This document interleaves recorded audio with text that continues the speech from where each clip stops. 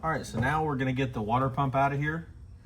And I already went ahead and moved the car outside, cracked the bottom hose, recycled the coolant. So now I'm gonna disconnect this little hose right here that goes between the intake and the water pump.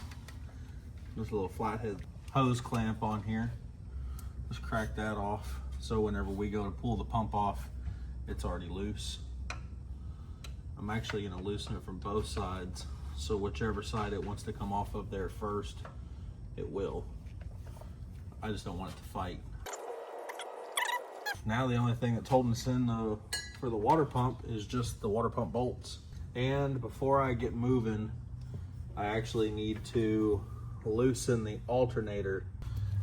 Loosen the alternator down there so I can bring the belt off of that, and I could take this bracket off the top side, or at least take it off the top bolt, probably take the whole bracket off. But if I unbolt there and there, I could swing the bracket out of the way. So let me get the alternator loose so I can get the bracket loose so we can pull the water pump out.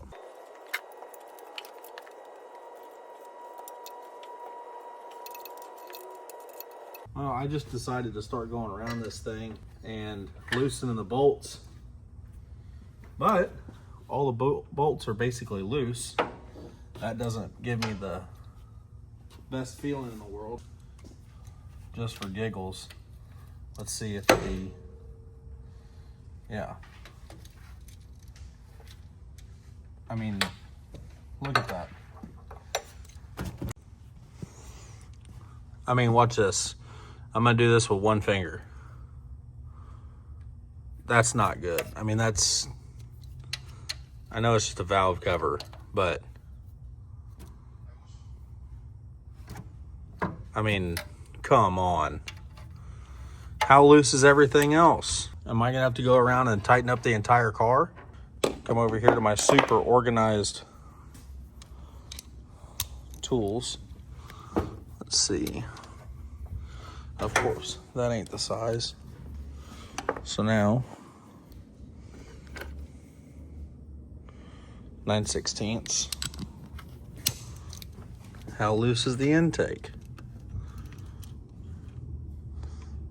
All right, that one seems to be tight. Good. Not terribly tight.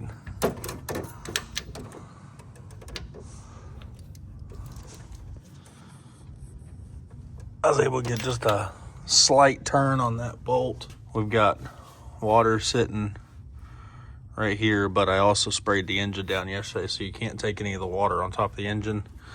Seriously, none of these bolts are tight, and I guarantee you that's why the valve covers are leaking. That's why the front timing cover is leaking. So the two leaks that we actually do have is valve covers, as you can see right there on the head. See the moisture? The moisture right here. We have right there. There's no drips on the floor underneath, and we have that right there on the timing cover. So I guarantee you can attribute both of these to loose bolts. But I bought all brand new gaskets, but we're here. We're going to open it up and replace the gaskets anyway on both of those. And I don't know what size thermostat is in here. So I've got a new thermostat on its way, new thermostat gasket, water pump gasket, valve cover gasket, and where is it?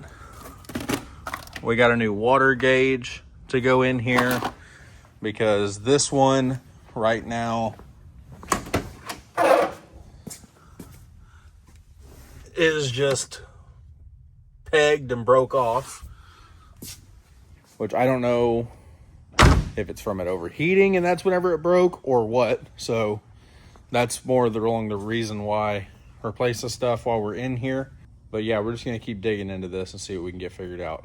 All right, so I just got the alternator bracket loose right here. Just swung it back out of the way. Pulled this bolt out of here. Now, what I found is a nice help for me. I'll take a piece of cardboard. I like to pull the bolt out of what you're working on. This is the very topmost hole on this water pump. So now I'll come over here to my piece of cardboard and I'll put that at the top. Now I look at it and it's got 1, 2 to the right. So on here, I'll punch 1, 2 to the right of it, and I'll just continue that all the way around. It really helps on Ford pumps because a lot of your bolts are staggered fitment.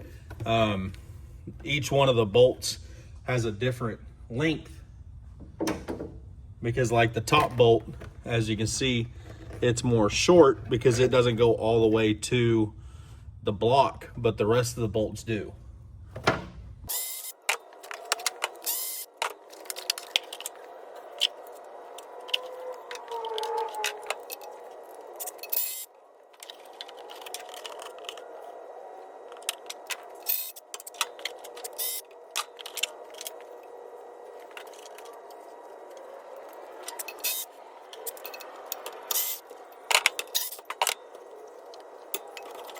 All right, so I've been just tearing stuff off of here, and I got the crank pulley off. I pulled all of these sensors and stuff out of the engine. Yes, I said sensors. It had a cable driven or like a mechanical water temperature sensor, which I showed you inside was broken, but right here, and I'm glad I did do this. I pulled out a, see if I can get it on camera right there, a 160 thermostat, which 180 is better. From everything I've done, I've had better luck out of a 180.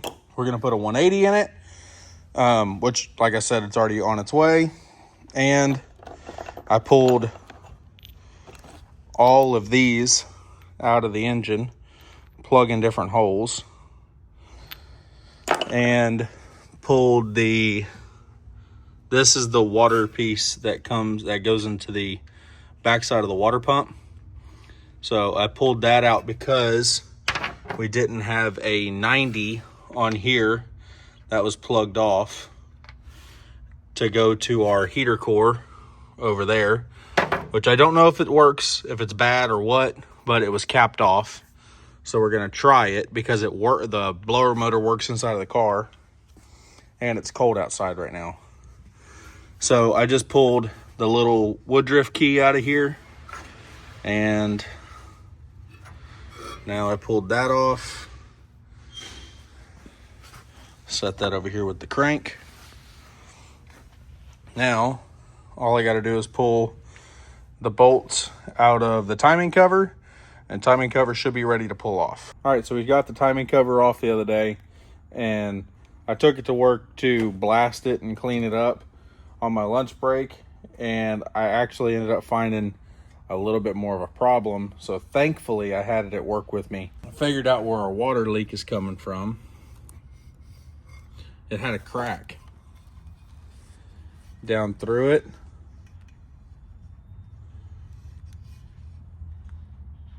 And I went ahead and welded it up. This is aluminum. I went ahead, ground it out, welded that up. So we're good to go. Now I'm going to pop a new gasket in here and run a new gasket on the bottom, put a new gasket on the backside, and then we can take this over and put it on the engine. Because I had everything apart, I went ahead and gave it a quick little rattle can rebuild with, I just mask up the, obviously we have oil and stuff all right here. So I just pulled the valve covers off, mask up the intake, mask up the exhaust manifold, sprayed the front of the engine, sprayed the oil pan, and repainted the valve covers. Now, I did end up last night going and picking up some new valve covers, but this is actually going to be a part of a different project because I thought I could use them tonight and put everything on. But I picked them up late last night. And today I found a crack in them. I didn't look too close at them. But I got them for dirt cheap, so I'll grind that out, weld it up, and make it look nice. What actually made me notice it was the smudge on the inside. I started scraping the old gasket off of here. It's like, wait a minute, what's that? Started looking deeper, and you can see a little bit right there. And then flipped it over and saw that line. I was like, well, there it is. That's why I got them so cheap. So 460 stuff is very expensive. Everything I'm seeing online, it's very, very expensive. So whenever I found some that were cheap, and then you top it off with a marketplace lowball offer, and the guy accepts, you just get it. And then you figure out why he accepted it later. So it's fine. I'll get it fixed. I'm happy with them. I'm very happy with them. I'm going to blast them, paint them, repair the spots and all that stuff, and we'll use them later on this car. But we have the timing cover right there to put on. Water pump's been cleaned up and everything. It's ready to go on. And let me get the timing cover on here so we can really keep rolling along. Oh, I pulled the thermostat housing off, and I put a high flow thermostat in there, 180. The old one was a 160, and a reusable gasket. I'm a firm believer in using those. So you can pop in there, get in, if you need a drain, whatever you need to do, you can get in there with that, with the reusable gasket. It kind of stinks the fact that the intake looks as dirty as it does, with now as nice as the engine looks, even though it's just dusted it with some color and made it look all right. But it's okay. We're gonna, I went ahead and put my water neck on here because you had to pull this one to install that one because of the swing of it. So now that I got these two in here, I'm gonna go ahead and start on my timing cover. All right, so with me doing everything but fist fighting that timing cover going on, now that goes back. We got our little keyway. That's gonna go in the timing, or in the crank snout. Now we'll slide our harmonic balancer on here.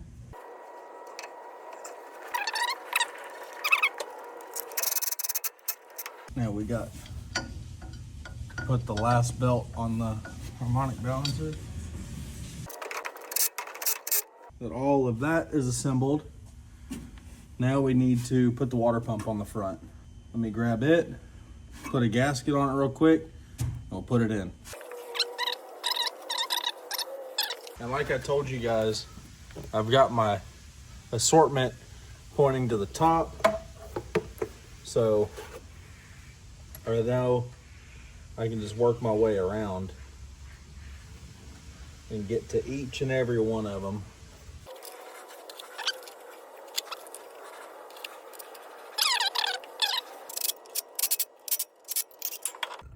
So there we go. That's got the water pump crank. I actually need to take a couple of the spacers that I have in here out because our belt is sticking out too much. Because our next thing we're gonna mess with is our belt. So let me do this. I've got this belt right here that I cut in half. So if I loop it right here, how does it look on alignment? I'm actually pretty happy with that. That looks pretty good. My goal is to figure out what do I need to do to make the alternator line up with that. That's my next goal. Right after I do the heater hoses, because I really want to get those done before I forget.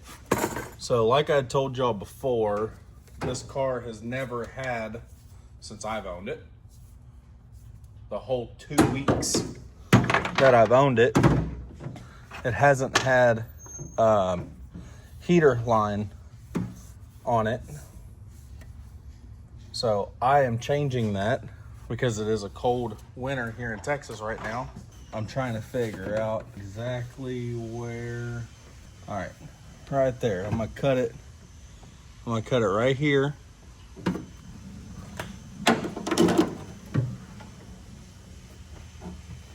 So now I can clamp that to here. All right, so there's one. Now I need to make the second one.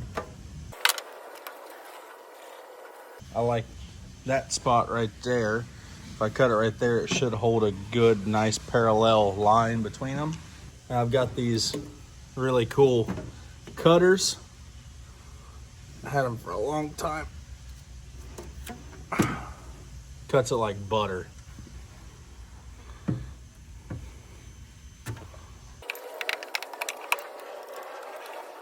All right, so there's both the engine side. Now, over here, we've got our valve where we can shut this off during the summertime. It's gonna go like that. Let's put hose clamps on it. I do know this is the direction that it goes because obviously you got basically like a choke cable that goes right here to operate this. So you can shut the valve off and your choke cable is gonna go to the interior. So that's obviously gonna go that direction. All right, so I got the cable run for the heater lines, and that is, I put it right here.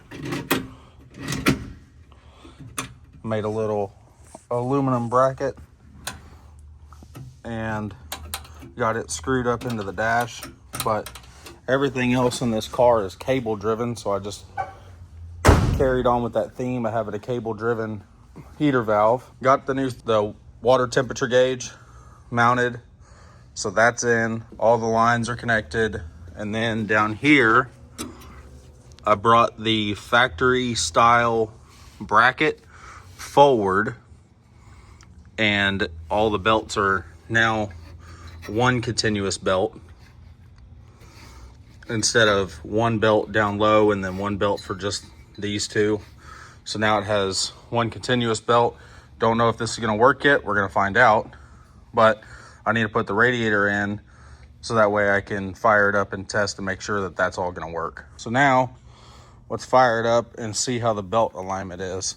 It's not full of fluids or anything, but we can test belt alignment.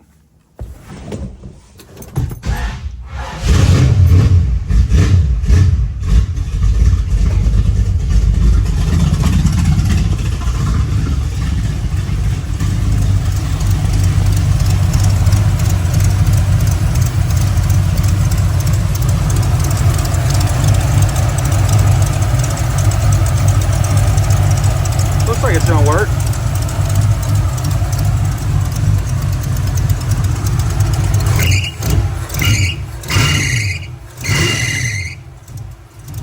I was wrong. All right, so I'm not sure which one needs to be kicked, but one of them is not happy. Well, we're gonna come back and mess with that. Right now, I'm just gonna take the victory of getting everything in here and call it a night. All right, so last night I had a 7420, and today I've got a 7410. I put it on here. I haven't tightened it up yet. We're gonna fire it up. Changed the oil last night, filled up the coolant last night, and I just need to tighten this belt up, and we can fire it up and see how the belt does. And then if the belt doesn't squeak, I can move on. Right now, we just got back from church, so my wife is changing into her work clothes, so that way she doesn't get dirty up here. And she's gonna hold the belt tensioner, or hold a belt tensioner, you know, pry bar. And she's gonna hold that into place while I tighten up the belt, and then we can fire it up and see how that does. If that's good, I can move on because I got a lot of things I want to finish up today. All right, belt is tight now.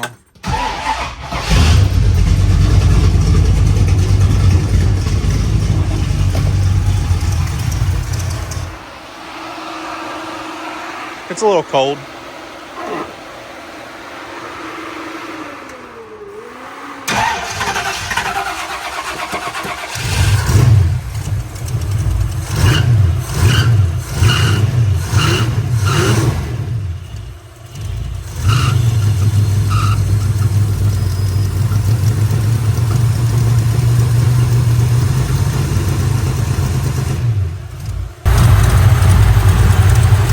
There we go. I spaced it out a little bit on the bottom and ran a wire brush through the deal to get any debris out of it.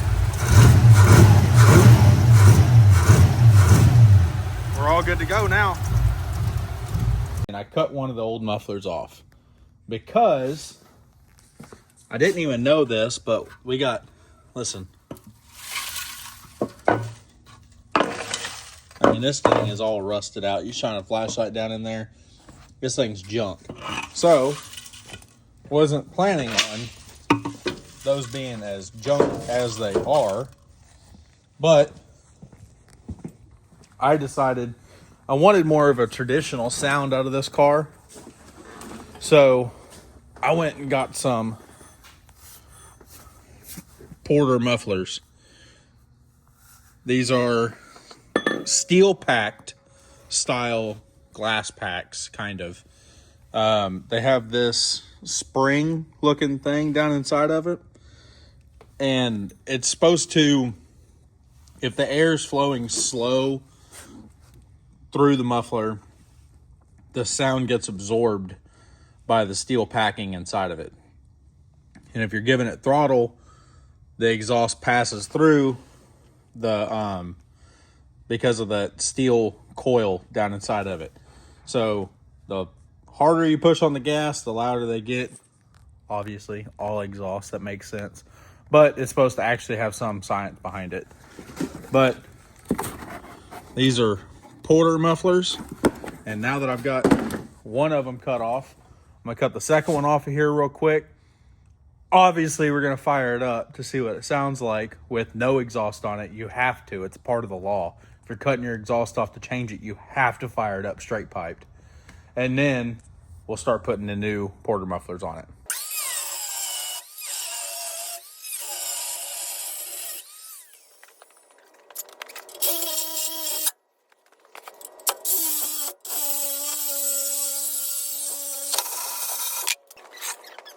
Now we got both mufflers off. Obviously, we're going to have to fire it up.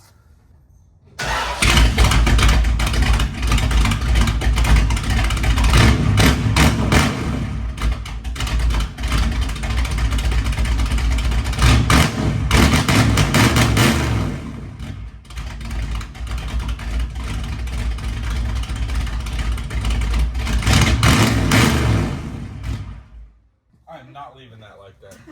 It's extremely loud. It sounds good, but it sounds like a high school kid's 83 F-250. All right, so now we're done playing.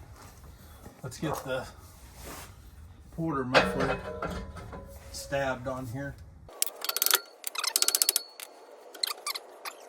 So I'm gonna let that rest right there. And I'll do the other side real quick, get it to the same status, and then figure out what I need to make for the tailpipe for it to land back on our hook right here and get welded onto there.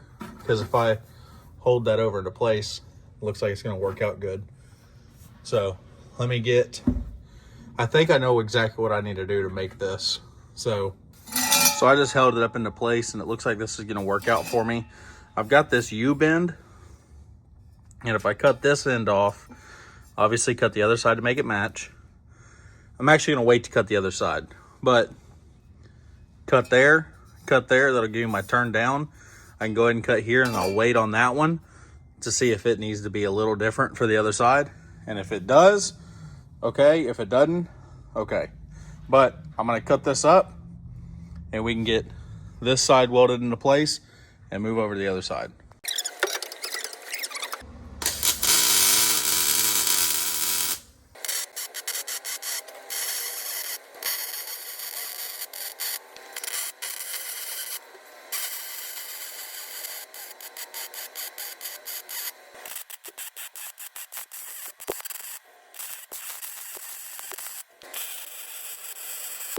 All right, so that side's welded out. I'm gonna just copy and paste, do the same thing on the other side, and we'll all listen to it whenever I get done.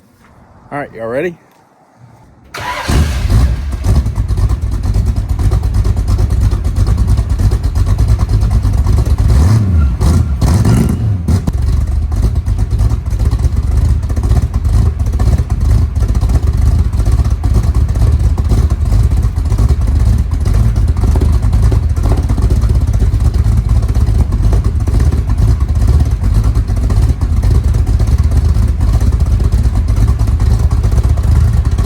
All right, so apparently it's going to be a couple of days till everything comes in. So right now, what I want to get taken care of is I got some aluminum valve covers for this car. So we're going to go ahead and pull these ones off and we'll lose that bolt and that one.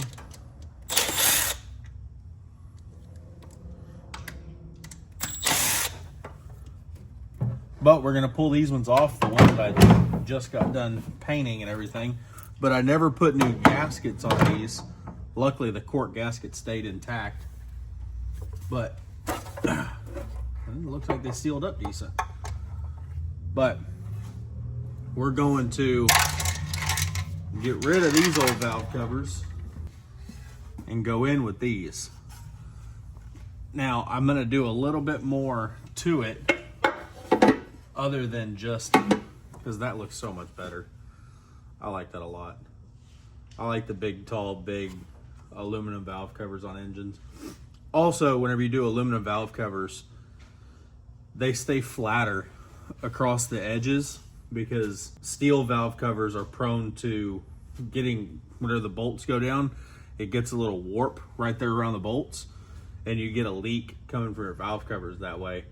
But this is not only getting the tall aluminum valve covers, it's also getting these really nice gaskets. I mean, they've got like a little tiny thin metal on the inside of them, and they got a nice big thick rubber brace all the way around, or a gasket material all the way around it.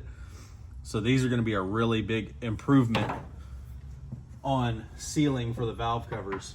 So let's go ahead and get all this stuff switched over, because once I get all this on, I want to try to see if we can do something about these ugly spark plug wires. Maybe we can pull them all off and try to reorganize it or something, but I don't like how dirty they are on here. It makes the whole engine bay look dirty. So let's see what we can do about that.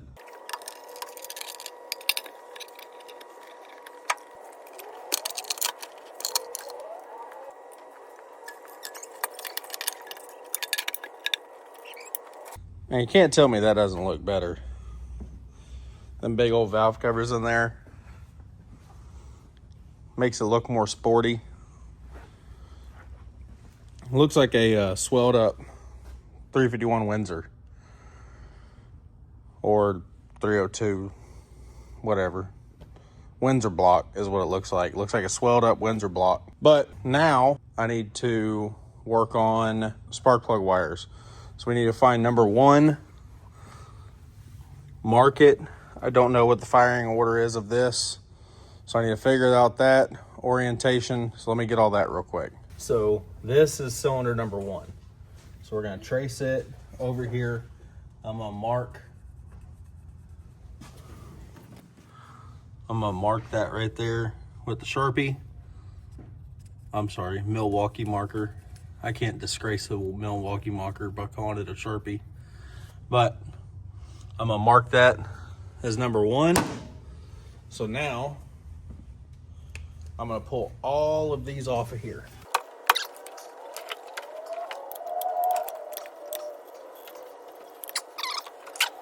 So now what I'm gonna do is unclip all of this.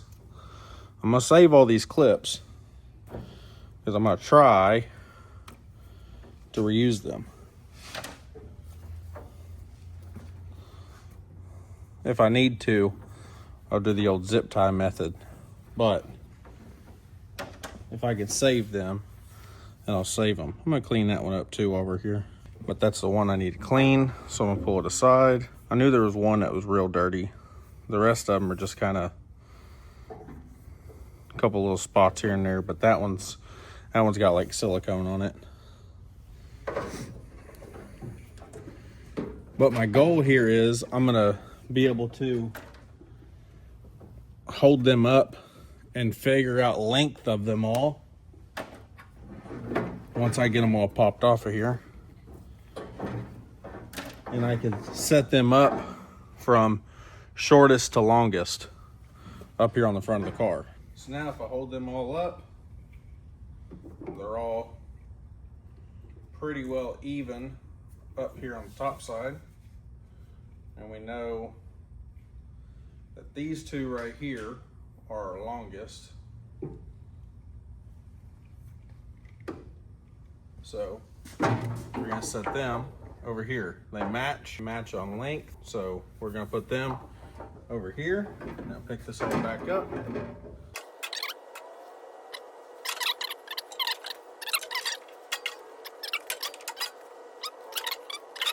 And then we got these two that are the shortest. So now, firing order. We know number one is right here. And number one is right here. So I went with the second one down because I know we were tight before. 1, 5, 4, 2, 6, 3, 7, 8 is our, oh, I guess I could look right here. 1, 5, 4, 2, 6, 3, 7, 8. But now that we have that, I'm gonna set that phone right there. So we have one. Then the next one over is 5. 5 is the other front over here. So I'm gonna attempt to run 5.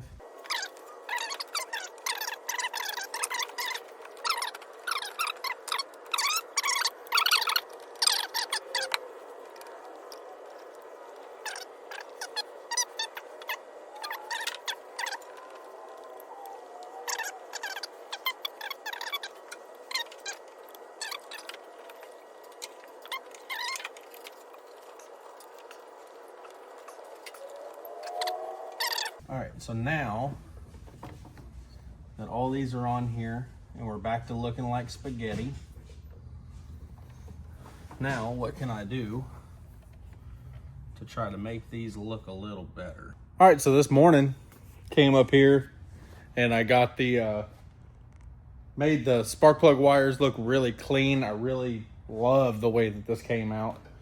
Show y'all what we got here. So these are the factory length. I did not cut them. All I was trying to do was to make them look good. And I'm very happy with the way that that came out. Just nice and clean without being too crazy. Yes, I could do it and really clean them up a lot better if I made them myself. But once again, these, I would buy just ends and cut them to the length and everything. But these are extremely thick wires. So I want to just leave them alone. I mean, golly, I wish it did it justice. Let me see if I got some, I always save all of my, right here, plug wires. So this is like your standard plug wire size right here. I'll tell you what, here's the MSD Street Fire wire. Like, here is this one. Let me see if y'all can see the size difference now.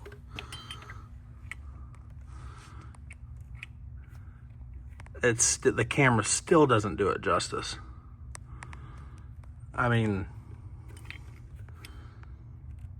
that Street Fire wire is so much smaller than this red wire, which is why I'm saying I really don't want to cut into them because, dude, those are huge. I love the fact they're huge. I'm going to use them, but that's the thing. I don't want to mess with it and mess it up. So I made those look as good as I could with using manufactured length wires. And this end is bendy, so kind of gave them the twist and tweak to fit how they would look the prettiest. Over here, same thing. Tried to make them look pretty even up here on top. Everything kind of swoops in the same on each side. I'm happy with it. So now I'm waiting on all the new stuff to come in for down here. I have a billet alternator bracket on its way. I have billet pulleys and a new harmonic balancer pulley, because that harmonic balancer is centimeters away from flinging off the backside. So I tried to pull this water pump bracket or pulley off, and we're hitting the radiator. So I know the one that I got coming is either a 2 belt or a 1 belt. I'm not sure, but either way, it's gonna be thinner. So what I'm gonna do is, I don't care about this pulley. I've got a bunch of these pulleys on the shelf. So I'm gonna take my cutoff wheel and I'm gonna go right here in between these two pulleys. I'm just gonna run a slice in it. And I'm gonna make this into 2 separate pieces, and then we'll pull it out in 2 pieces. Don't mind the 57 Chevy behind me. That little hot rod right there, that thing is fast.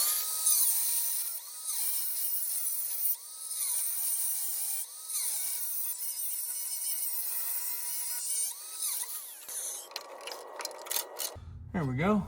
Hopefully the other one will go in easier, but I won't know until tomorrow or Monday. Thing is taking forever to get here. So I just finagled this old harmonic balancer off of here, and as you can see, that's what we're talking about, where it was walking off. That's all rubber, and it should look like this, but I had to buy all new everything, because if you see, this one has V-belt grooves and this one does not. So I now cannot use any of those pulleys, and I now have to run these billet pulleys. So there's that one, and then there's your water pump, and instead of dealing with trying to get that alternator bracket on there, went ahead and just ordered us up a billet alternator bracket and everything. I'm probably not going to put the little pulley on that one right now. If I ever put a chrome pulley on there, I'll do that, or chrome alternator, then I'll do that. But it ain't worth spending all that time to swap that over whenever it's going to be hidden all the way down in the front of the engine. We're going to see how this works, because this is a CHAP, C-H-A-P. Where's that? Right here.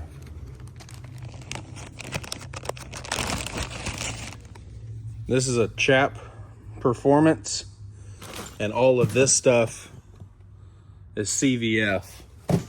So we're gonna see if they line up. I mean, I saved over half the money buying it separately like this, so we're gonna see if we can make it all work. Now I've got to put that new harmonic balancer on there, which should just be sliding this one into place. And then once we got that in, put the crank pulley in front of it and just start assembly, put the water pump pulley on and all that. So let's get some progress done here.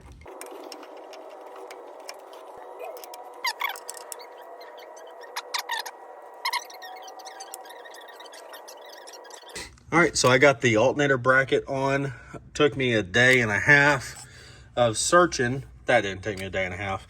It took me a day and a half searching to find belts. So what we ended up coming up with is water pump belt is just popped over the water pump and alternator, or a water pump and crank, and then alternator runs off of the crank. That one down there That belt drive is it's a Gates 31 or 31 and a half an inch, 3/8 belt. In case you're wondering what size for a CVF to a low mount bracket, that's the size I ended up needing, and that's a special order one from the auto parts store, and then a 7320 for the water pump that just pops around. I don't think anybody's going to be doing the same thing, but for some reason, if somebody's out there messing with a 460 and they end up running across the same issue that I did, at least it saves you a day and a half of fighting with that, so that way you don't have to do what I did. I went back and forth the auto parts store. I believe we went 6 times total, or 7, I'm not sure, and 2 separate auto parts stores. So now, instead of me taking that off there, I'm going to have my wife fire the car up, and I'm going to watch the belts, make sure that they're good. I have not started the car since all this stuff has been on here.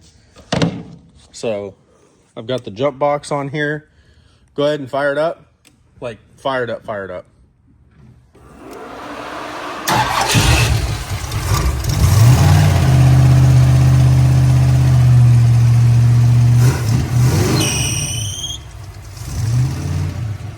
Oh, shut it off.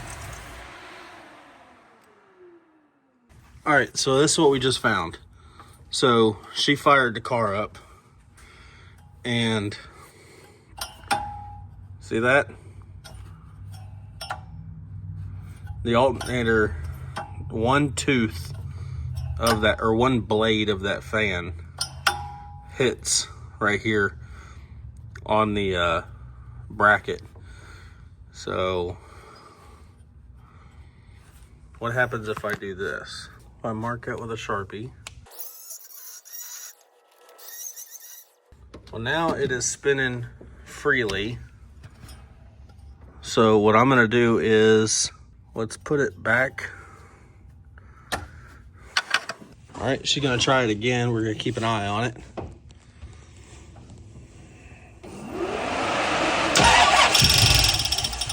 Nope, it's touching.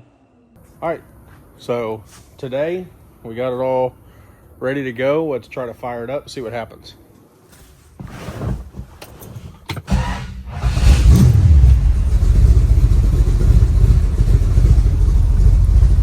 All right, it's running. Headlights are on.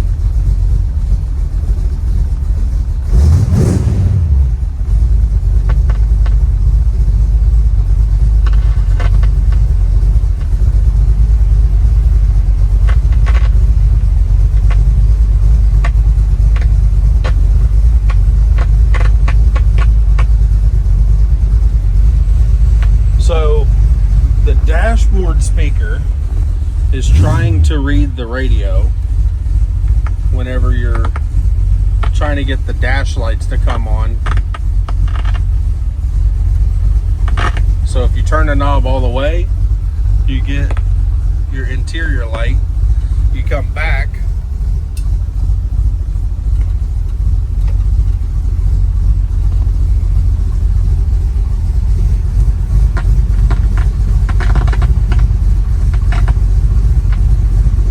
right there. I got the gauge lights to turn on. Alright, so I'm gonna back it out and we'll put the truck away and we can take this one home. Alright, so I've been driving the car for about 2 days now, and one thing I notice is whenever I shut it off, whenever the car is warm, I'm getting hard to start. So I know the timing's out a little bit. So that's what we're gonna mess with here right now. We just got to the shop. I'm gonna put a timing light on it, see what our timing is at, and then try to play with it and get the timing set perfect so that way it'll fire up great on warm fire ups. And we're gonna start playing with it and see what we can figure out. So we're sitting at idle at about 1,000 RPM right now.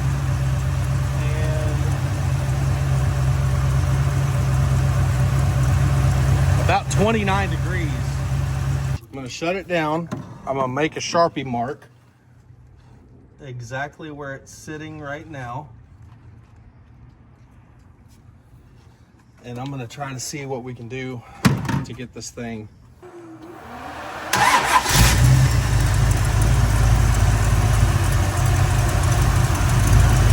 That's it. That's a tappy place right there. So I've locked down the ignition and messed with the carburetor, made sure it's tuned in right. Turn it down till it starts to misfire, run rough, and then turn it back up just a hair. From what it looks like, we had one bank on the carburetor that was running great, one bank on the carburetor that was not. So hopefully I've evened that out. You can definitely hear the chop in the cam a little bit more now.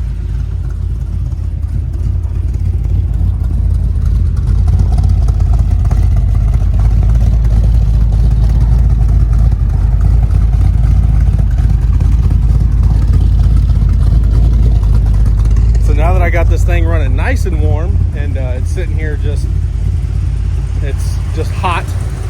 Not that it's overheating, it's just hot temperature wise. Now let's pull it in and start working on it. Well, it's not exactly where I wanted to pull over and take some video of the car, you know, with the highway behind me and everything. But fuel pump is starting to act up on the car, which I was planning on putting a mechanical fuel pump in the car anyway. But I don't think I can overnight one and have it here in the morning. So it looks like I might end up having to bite the bullet and put another electric one in the car. But we got the timing fixed. We got the car lowered down. We got all the leaks and everything cleaned up. Engines fixed up. We got all the belts and pulleys and everything all put on here. The car's been nice and cleaned. I've been dailying it for a couple of days now. It does great. It does not, it does have issues. The car is not perfect. You can see right there in the bottom corner, we got rust starting to pop. Stuff like that, but man, you get this thing out in the right sunlight and it looks great. Over here on the interior, everything's really nice on the inside.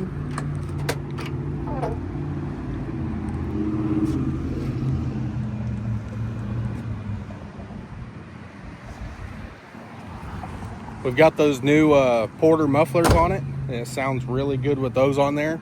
But as for just a really nice, good, cruisable, daily drivable car, I'd say it's a pretty cool car to do it. It's not perfect. It's got some issues, just like this fuel pump that I'm about to have to go tackle. But hey, we're gonna slowly improve her over time and see what happens. I mean, we're in no rush. Just take our time with it, see what happens with it. It's such a cool car. I'm getting more and more attached the longer I look at it. I've always kind of had a soft spot for this body style of car. That front end is beautiful. I love it. I know eventually we're gonna need to get some chrome, and the paint job is not perfect. See if I can try to get it in the light and show y'all. Show you up here. You can see where it's starting to have some issues. Starting to have, man, it's really difficult to show it on camera, but right up there. So you got little stuff like that all over the car. But I mean, hey, it's a really good daily drivable car, and eventually we'll do something about that. Well, here's another good one. This door, I know y'all can see that one. It's got issues in it, but eventually we'll get to it. But for right now, I'm just gonna drive it and drive the crap out of it. So let me try to keep working my way towards an auto parts store and get this fuel pump fixed. I'll see y'all next week.